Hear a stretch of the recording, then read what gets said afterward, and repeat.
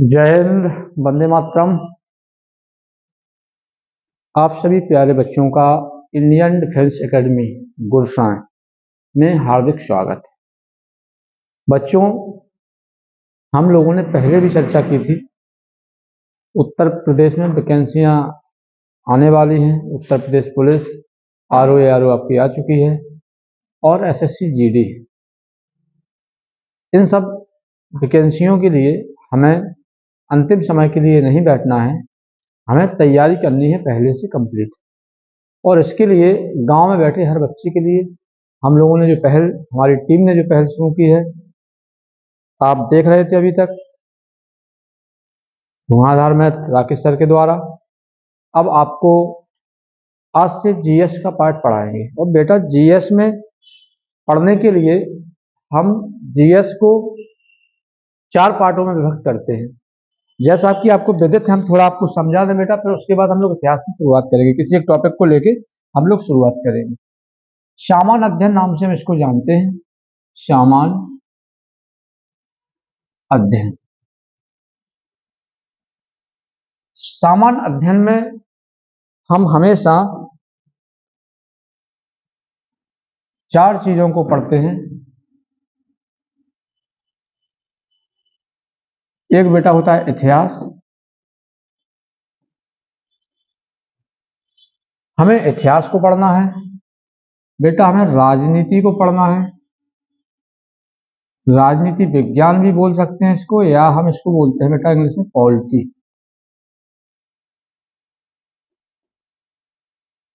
हमें यहाँ पे बेटा भूगोल को पढ़ना है। भूगोल में भारत और विश्व दोनों के भूगोल के महत्वपूर्ण टॉपिकों को हम समझेंगे।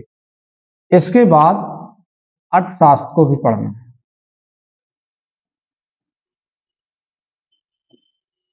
हमेशा से अर्थशास्त्र का बेटा जो एरिया रहा है वो करंट से जुड़ा हुआ पाया गया है। अब मैं अगर इतिहास की बात कर लूं तो बेटा, इतिहास को जब हम पढ़ते हैं तो 3 पार्ट में डिवाइड करेंगे: प्राचीन इतिहास, मध्यकालीन इतिहास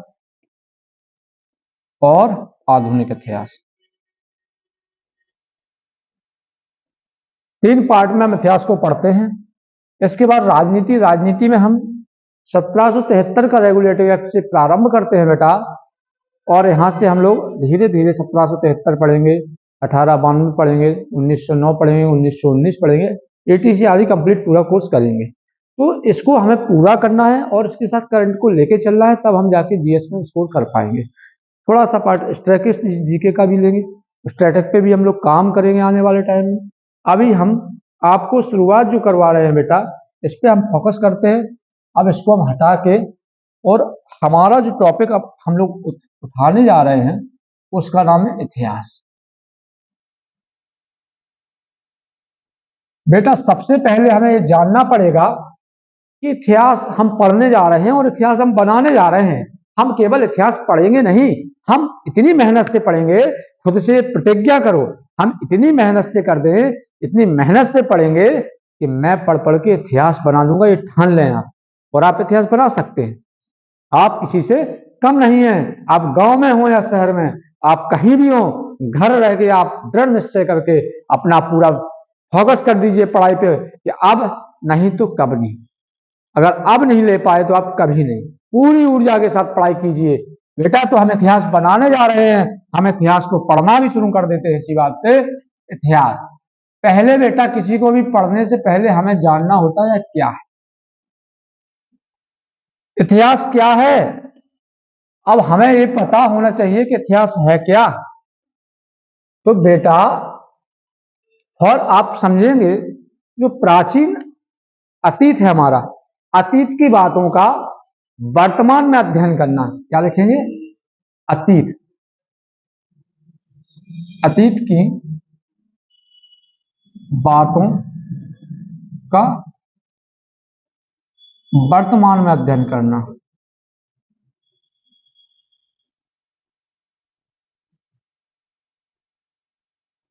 अध्ययन करना इतिहास कहलाता है। इतिहास कहलाता है।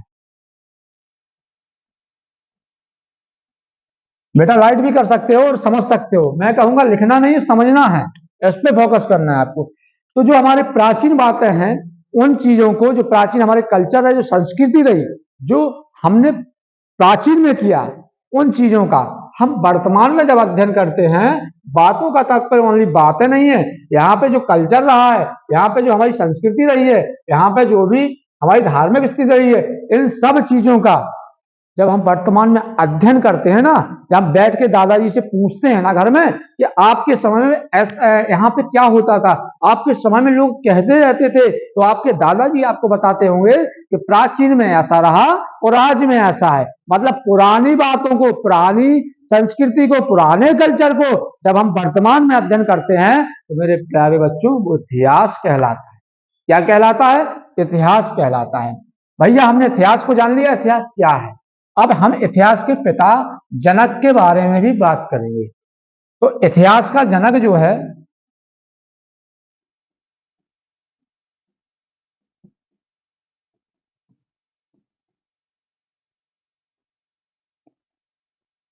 हेरोडोटस।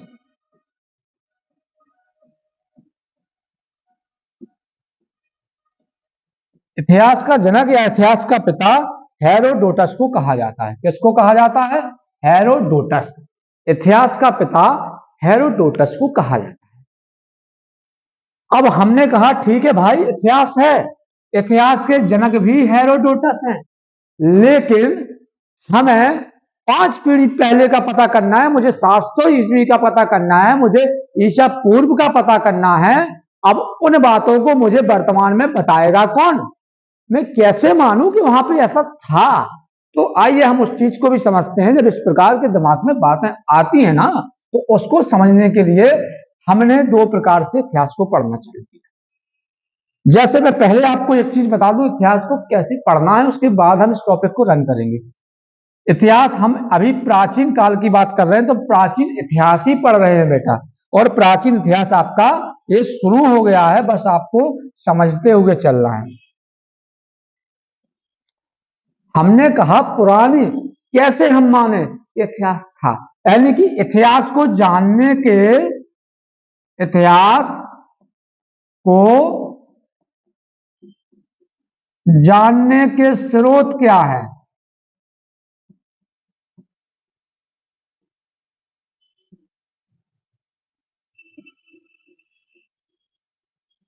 आखिर हम इतिहास को कैसे जानेंगे?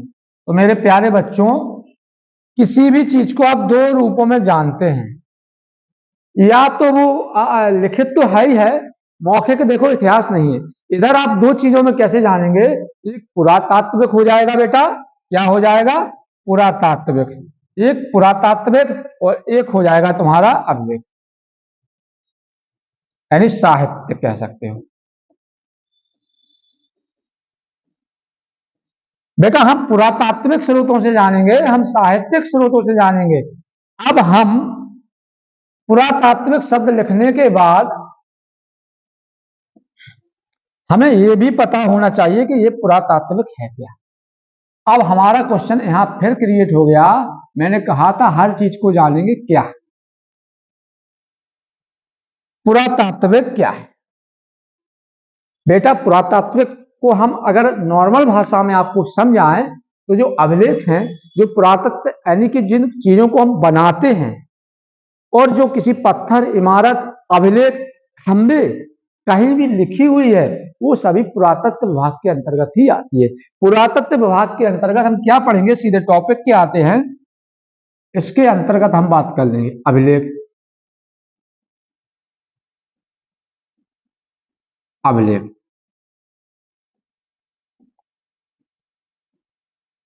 स्मारक।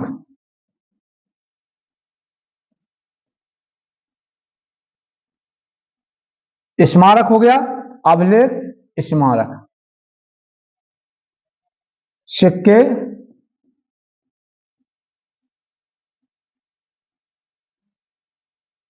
अभिलेख हो गया, स्मारक हो गया, सिक्के हो गए। इसके बाद हम आगे जानेंगे मोहरें,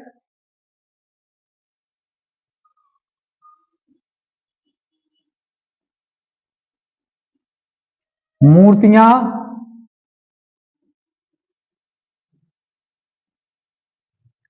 अभिलेख स्मारक सिक्के मोहर हैं, ये आपकी मोहरें हो गई हैं इधर। इसके बाद क्या होगा, मोहरें फिर मूर्तियां।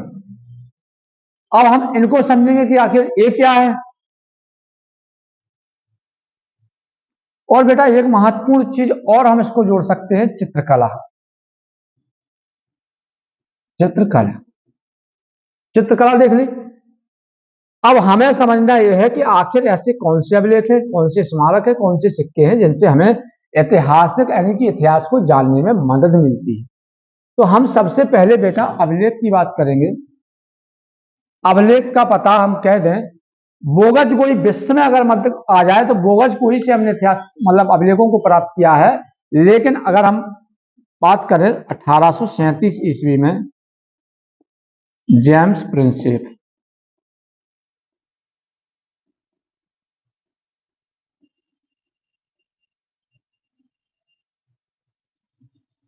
1837 ईस्वी में जेम्स प्रिंसेप ने हमें अभिलेखों के बारे में बताया है। अगर आपको जेम्स प्रिंसेप ने अभिलेखों के बारे में बताया है, ठीक है, और इन्हीं ने सबसे पहले अभिलेख प्राप्त भी करे थे।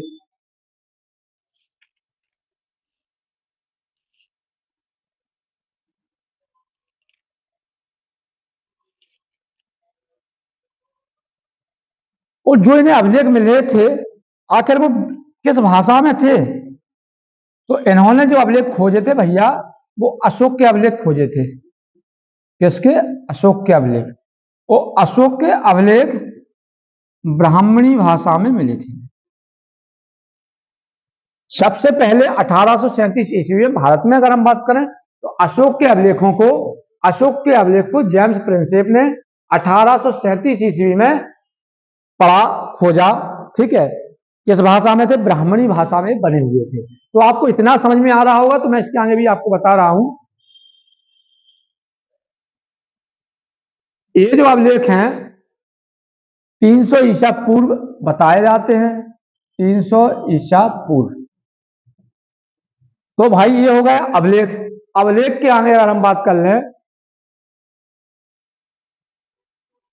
जो अभिलेख होते हैं इनके लिए हम बात कर लें एपिग्राफी।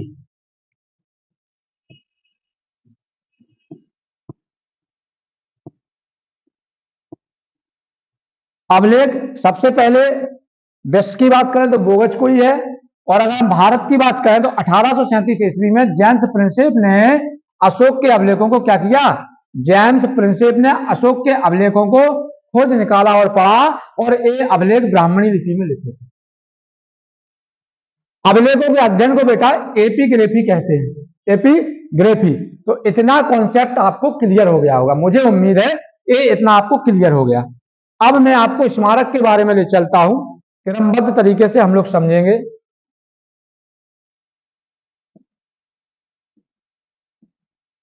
स्मारक,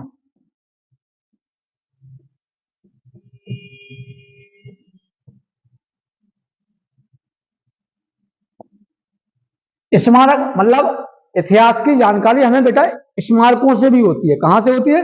स्मारकों से होती है। तो स्मारकों से हमने कैसे पता किया? कई स्मारकें बनी थी, उनमें कहीं चित्रकला के माध्यम से, कहीं पे कुछ लिखा हुआ था।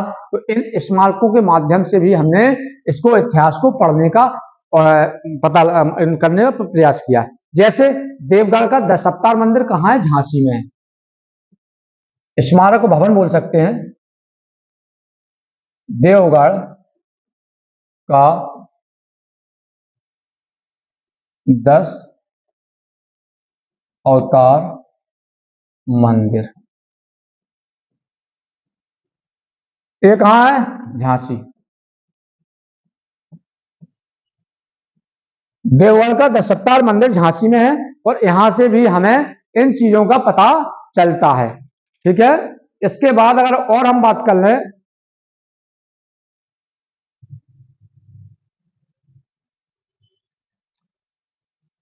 अंतरजी खेड़ा का नाम सुना होगा।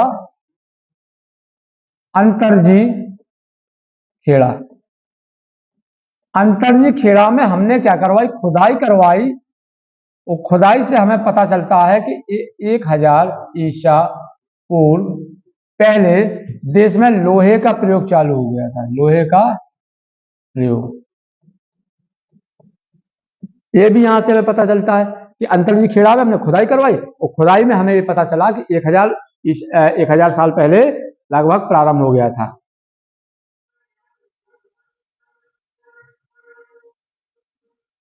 दूसरा, हमारे यहाँ कई मंदिरों को देखने के बाद हमें ये पता चलता है कि हमारे देश में जो है स्मारकें बनाई जा रही हैं। स्मारकों के माध्यम से इतिहास की जानकारी मिलती है और कुछ स्मारकें ध्वस्त हो गई, कुछ अभी हैं। जैसे कानपुर में है, कानपुर का भीतर गांव का मंदिर,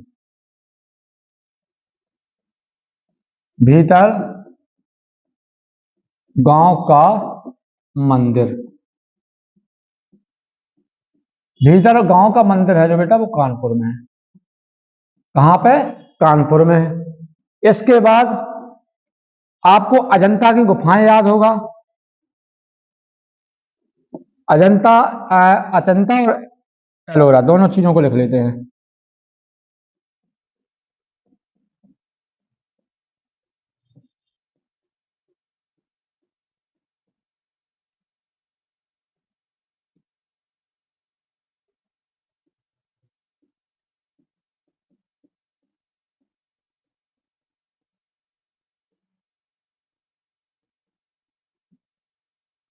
अजंता और एलोरा की गुफाएं भी हमें यहाँ पर देखने को मिलती हैं। इनमें भी हमें स्मारकों के बारे में हम इसको भी जान सकते हैं। तो बेटा ये चीजें हो गई।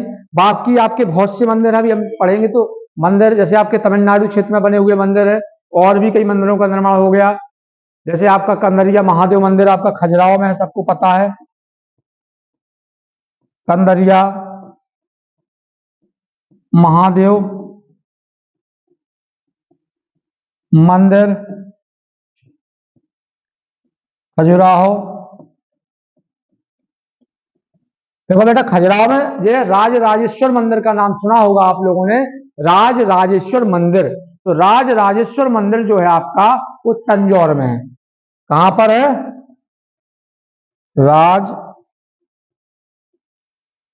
राजेश्वर मंदिर।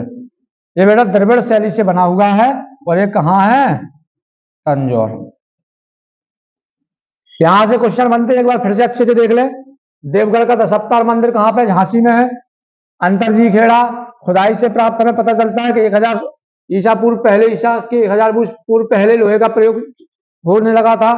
भीतर गांव का मंदिर आपका यहीं पे कानपुर में है। कहां पे? कानपुर। एलोरा और अजंता औरंगाबाद वाली गुफाएं हैं, यहां से भी हमें कुछ ऐतिहासिक स्मारक है, वहां से साक्ष्य मिलते हैं। कंदरिया महादेव का मंदिर है, वो खजुराहो मंदिर है। बाकी राज राजेश्वर मंदिर तंजौर में है। कंदरिया महादेव आपको पता है कहां पे है? कंदरिया महादेव का मंदिर है खजुराहो। वो खजुराहो को जानने के लिए आपको पता है इस समय बहुत ही चर्चा में श्रद्धा का केंद्र बना हुआ है बागेश्वर महाराज। बागेश्वर महाराज जी जो है, बागेश्वर धाम जो है, बागेश्वर धाम के कुछ किलोमीटर की दूरी पर ही वहां पे खजुराहो है। तो खजुराहो में कंदरिया महादेव का मंदिर है। ठीक है, तो याद रखना कंदरिया महादेव का मंदिर कहाँ है भाई? श्रद्धा भक्ति कहाँ है?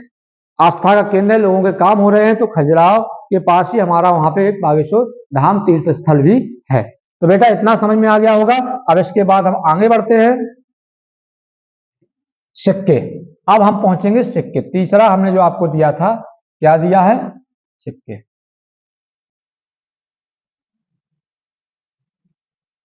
बेटा आप सिक्के देख रहे थे, सिक्कों में हमने पढ़ा था सिक्के में आप अभी इतना पढ़ लिया। इसके आगे हम देखते हैं कि सिक्के सबसे ज्यादा किस काल में पर चले? मौर्योत्तर काल में। मौर्योत्तर काल में सबसे ज्यादा सिक्के चले,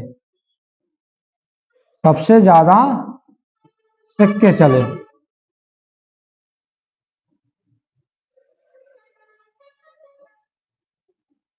सबसे ज्यादा सिक्के चले बेटा मौर्योत्तर काल में।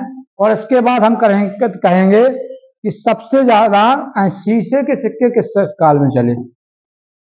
तो शीशे के सिक्के या सर्वाधिक सिक्के, शीशे के सब सिक्के सबसे ज्यादा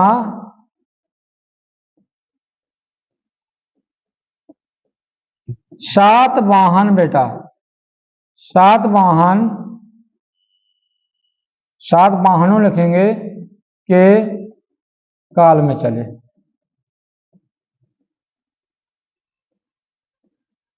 चले, प्रचलित हुए, एक ही बात है। इसके बाद सिक्कों पर बेटा लिखने का काम किसने करवाया? लिखने का काम भी कोई करवाएगा ना। तो सिक्कों पर जो लिखने का काम है वो यवन शासकों ने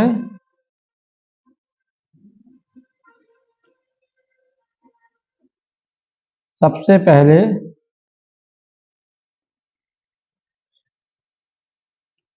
सिक्के पर लिखने का काम शुरू किया।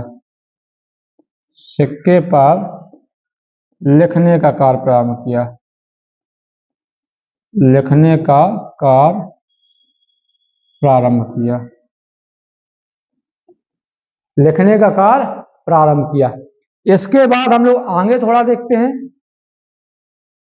सिक्के बेटा अच्छे से देख रहा, सिक्के हम लोग जितना पढ़ेंगे उसको यही कंप्लीट करना है आपको। इतना समझ में आ गया?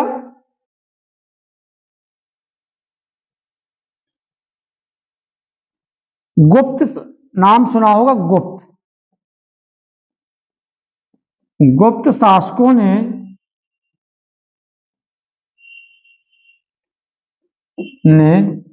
सर्वाधिक काय के, सर्वाधिक कह दो चाहे सबसे ज्यादा, सर्वाधिक सोने के सिक्के चलाए। सोने के सिक्के चलाए या प्रचलित किए।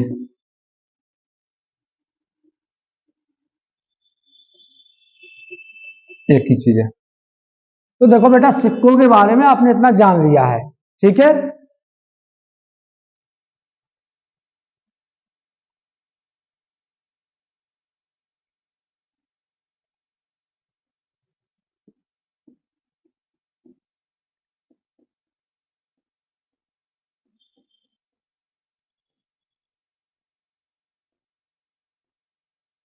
देखिए यहां पे ऊपर से आप देखें एक मिनट।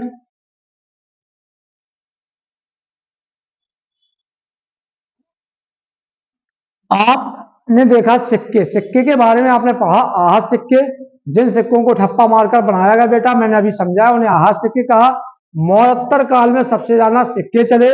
मौर्योत्तर काल में सबसे ज्यादा सिक्के चल रहे हैं। उसके बाद सिक्कों पर लिखने का काम किसने प्रारंभ किया? तो बेटा आप याद करेंगे, सिक्कों पर लिखने का जो काम प्रारंभ किया वो यवन शासकों ने किया। किसने किया? यवन शासकों ने। इसके बाद आप देखेंगे गुप्त शासकों ने सर्वाधिक काय के, सोने के सिक्के चलाए बेटा, सोने के सिक्के चलाए। और सिक्कों के अध्ययन को न्यूमिस्मेटिक्स कहा जाता है। सिक्कों के अध्ययन को क्या कहा जाता है? न्यूमिस्मेटिक्स।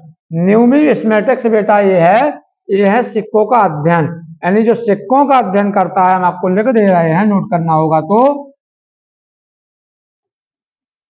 सिक्कों का अध्ययन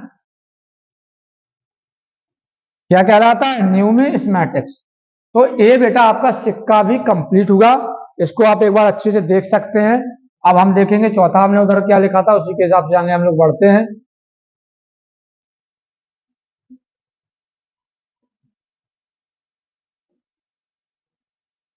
मोहरें, मोहरों पर भी कई राजाओं के चिन्ह बने हुए थे। मोहरों के बारे में, जैसे कई राज्य में राजा होते थे, अपनी मोहरें प्रदर्शित करते थे। कोई अपनी फोटो लगवाता था, कोई किसी प्रतीक को लगवाता था, कोई फूल बनवाता था, कोई सांड बनवाता था, कोई हाथी बनवाता था। जिसको जो पसंद होता है वो बनवाता था। और आपको पता है सिक्कों पर समुद्रगुप्त के जैसे बीड़ा बजाते हुए कुछ सिक्के मिले हैं।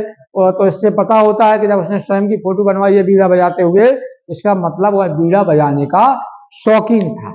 तो ये भी एक क्वेश्चन बनता है किस शासक के मिलते हैं। अब आ जाओ मूर्तियां, और मूर्तियों के बाद हम लोग चित्रकला के बारे में जानेंगे। तो चित्रकला वही है, जैसे कई जगह से हमें चित्रकला की खुदाई करने के बाद जैसे कई जगह मिले हैं कि चित्रकला के साथ कई दीवारें हैं। एलोरा अजंता की गुफाओं में भी कई जगह बने हुए हैं। तो कई स्थानों पर हमने चित्रकारी देखी, स्मारकों पर बने हैं, और वो चित्रकारी हमें कुछ ना कुछ प्राचीन काल के बारे में बताती है। तो हमें प्राचीन भारत का अध्ययन करने से चित्रकारी भी मदद करती है। इसी प्रकार हमें आपके सिक्कों से मदद होती है। अब हम पहुंचेंगे सेकंड पार्ट की ओर, रुख अपनाएंगे, और सेकंड पार्ट क्या था उस पर आप देखेंगे।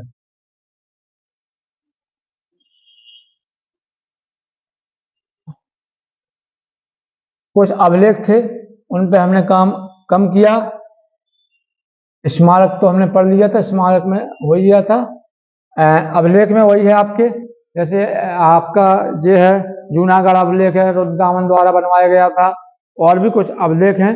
तो इसको हम छोड़ के हम लोग अब आते हैं दूसरे पॉइंट की ओर बेटा, और इधर हम बात कर लेंगे अब सिक्कों का अध्ययन साहित्यिक दृष्टि से। अभी हम जान रहे थे इसको इस दृष्टि से, अब हम साहित्य की ओर रुख अपनाएंगे।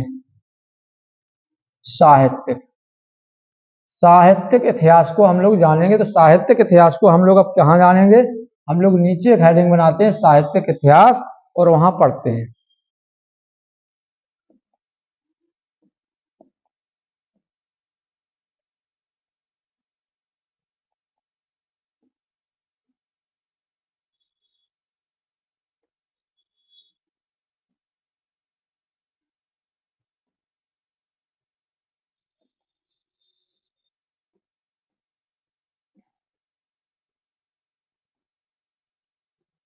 साहित्यिक स्रोत,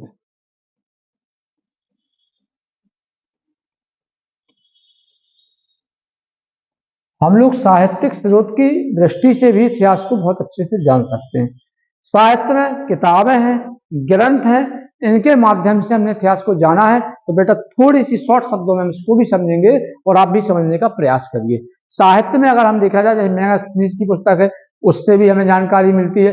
पारनी की पुस्तक है, अष्टाध्यायी, और भी पुस्तकें हैं और वेद है हमारे, तो हम उनको देखते हैं क्या क्या है, उन पर एक डायग्राम बनाते हैं, आपको डायग्राम के माध्यम से समझाते हैं।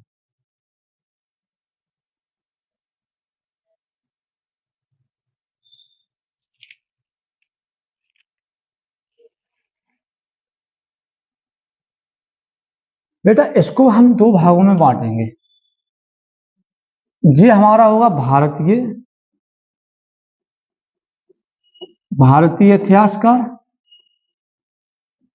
इतिहासकार, और ये होगा विदेशी, या हम उसको भारतीय स्रोत भी कह सकते हैं। भारत से हमें क्या क्या मिला है, तो भारतीय में जब हम जाते हैं ना, तो भारतीयों को हम दो तीन दृष्टि से देखते हैं। धार्मिक, धर्मनिरपेक्ष और संगम। इसको बेटा हम तीन पार्ट में जानते हैं। धार्मिक,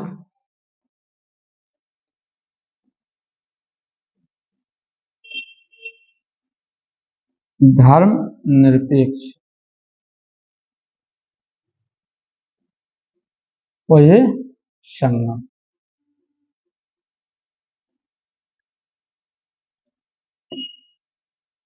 जब बेटा हम इसमें जाते हैं ना धार्मिक, तो धार्मिक साहित्य आपको पता है, एक ब्राह्मण साहित्य है,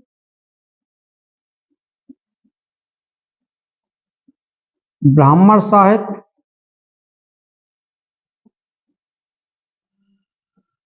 दूसरा बौद्ध साहित्य,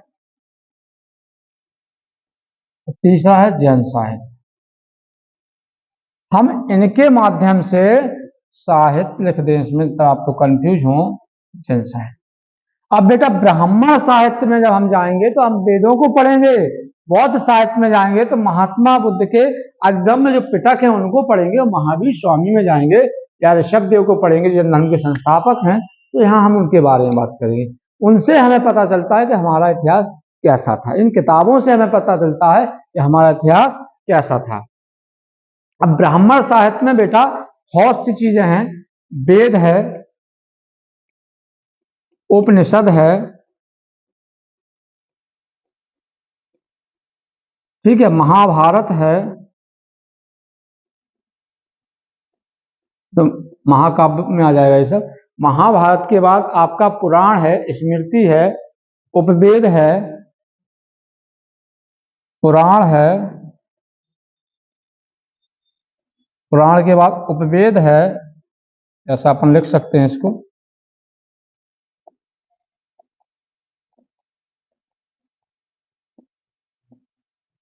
पुराण है, उपवेद है,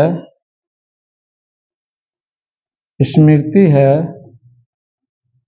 और भी कई ग्रंथ हैं, तो हम इसको शॉर्ट में पढ़ेंगे। मेन जो हमारे लिए होता है वो वेद है। तो बेटा हम वेद ही पढ़ लेते हैं पहले, फिर हम धीरे धीरे सबको अभी क्लियर करवाते चलेंगे।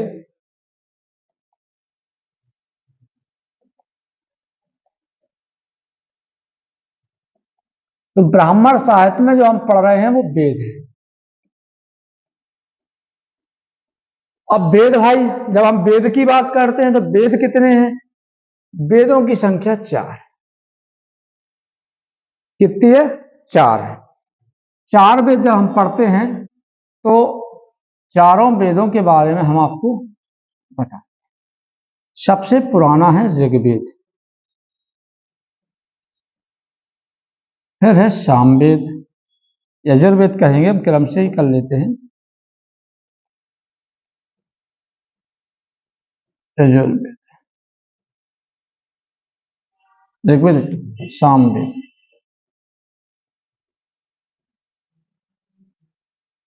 अथर्ववेद।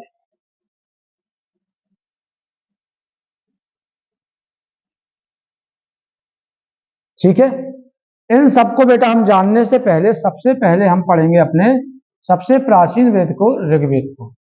किसको पढ़ेंगे? ऋग्वेद को।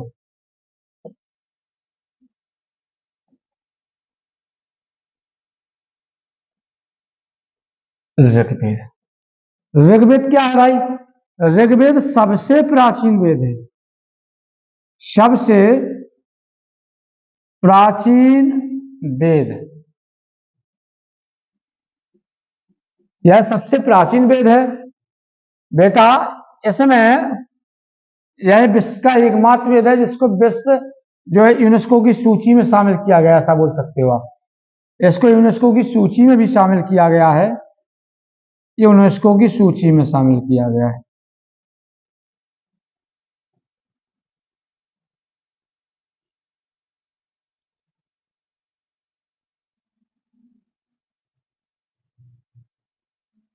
अब हम आते हैं भाई, इसमें मंडल कितने हैं? इसमें मंडल कितने हैं? तो इसमें 10 मंडल हैं, 1028 सूक्ति हैं,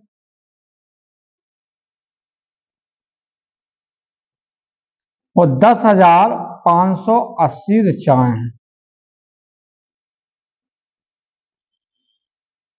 ऋग्वेद में मंडल कितने हैं? 10 है, सूक्ति 1028 और ऋचाएं 10,580। बेटा एक ट्रिक है याद करने की, अगर इनमें से कुछ भी क्वेश्चन आ जाता है तो आपको 10 को नहीं छोड़ना है। ऋग्वेद में 10 को हमें पकड़ के रखना है। 10 जब आप पकड़ के रखेंगे तो आप भूल ही नहीं सकते। यानी 10 मंडल हैं, 1028 सूक्ति हैं, 10,580 ऋचाएं हैं। बेटा ऋग्वेद में जो इसको पढ़ता था, ऋग्वेद को जो पुरोहित जी होते थे जो इसको पढ़ते थे, उन्हें होत्र कहा जाता है। क्या कहा जाता है? होत्र।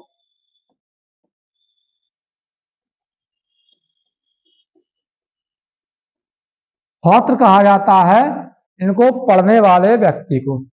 अब थोड़ा सा आपको और बताते हैं इसी के बारे में, ऋग्वेद के बारे में आप पढ़ रहे हैं तो हम आपको पता है इसका, इसके तीसरे मंडल में सोम देवता को समर्पित क्या है?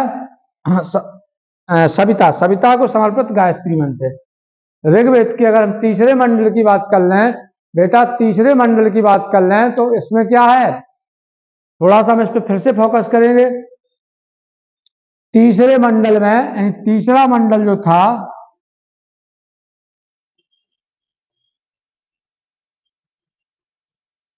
तीसरे मंडल में सविता को समर्पित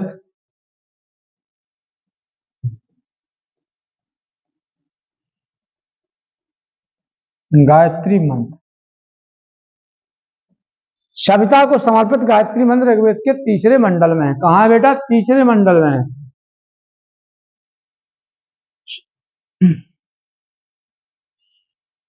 ऋग्वेद के तीसरे मंडल में सविता को समर्पित गायत्री मंत्र। बेटा सविता मतलब क्या होता है? सविता मतलब होता है बेटा सूर्य। और आपको पता है ना जब आप पूजा करते हैं घरों में, सुबह से जल जो है हम सूर्य भगवान को समर्पित करते हैं और उसके कुछ फायदे भी होते हैं, तो उन फायदों को हम बाद में देखेंगे, अभी हम इस पर फोकस करते हैं।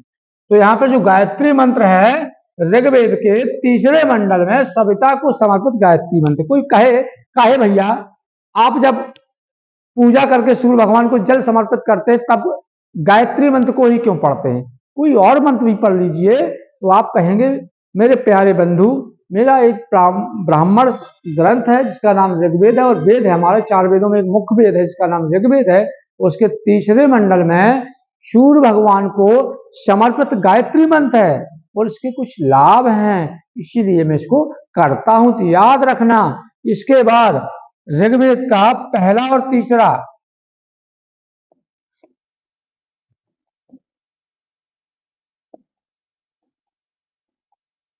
इसका पहला और 10वां, यानी पहला और अंतिम, इसका पहला और अंतिम जो आपका मंडल है बाद में जोड़ा गया, बाद में जोड़ा गया बेटा। और ये बहुत मोस्ट है कि इसमें क्या है, तो आपको पता होना चाहिए 4 वर्णों की संकल्पना, 4 वर्णों की जो संकल्पना है वो इसमें वर्णित है। ऋग्वेद के 10वें मंडल में 4 वर्णों की संकल्पना है। बेटा अभी तक मैंने जो इतना समझाया आपको समझ तो आ ही रहा होगा। इसके बाद मैं आपको एक चीज और बता दूं, इसके ब्राह्मण ग्रंथ भी हैं कुछ।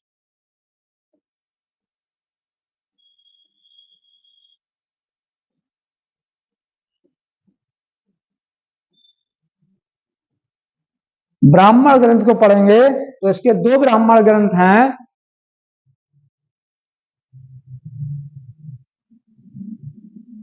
ऐत्रेय और एक है संखायन।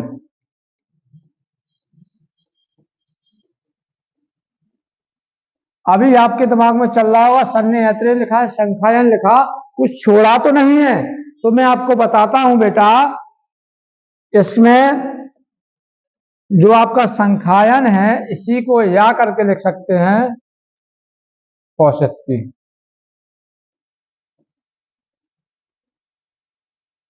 ब्राह्मण ग्रंथ ऐत्रेय है, संखायन है, इसी को कौशिकी कहते हैं। तो बेटा फिर से हम एक बार ऋग्वेद की ओर देखते हैं। अभी आपने पढ़ा ऋग्वेद,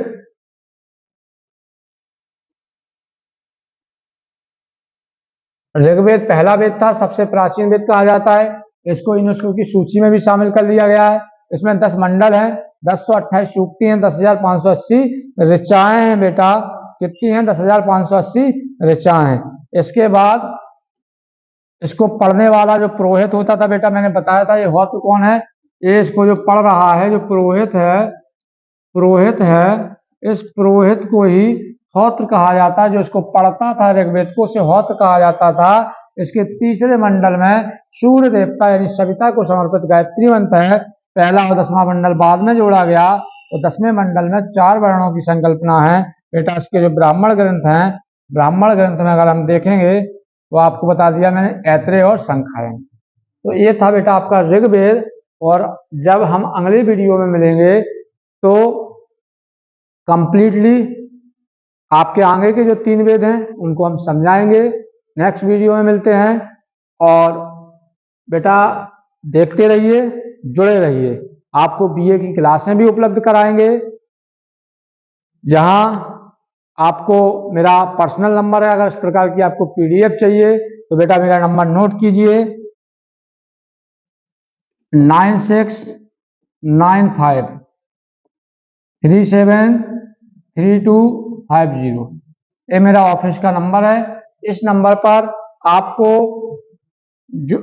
मैसेज करने पर, नाम लिख के भेजने पर आपको सारी क्लासेस की पीडीएफ उपलब्ध कराई जाएगी, जिससे आप आसानी से जो हम यहाँ समझाते हैं उन चीजों को पढ़ सकें, समझ सकें, और हर गांव का बच्चा पढ़ेगा, हर गांव का बच्चा बढ़ेगा। जय हिंद, जय भारत, जय बुंदेलखंड।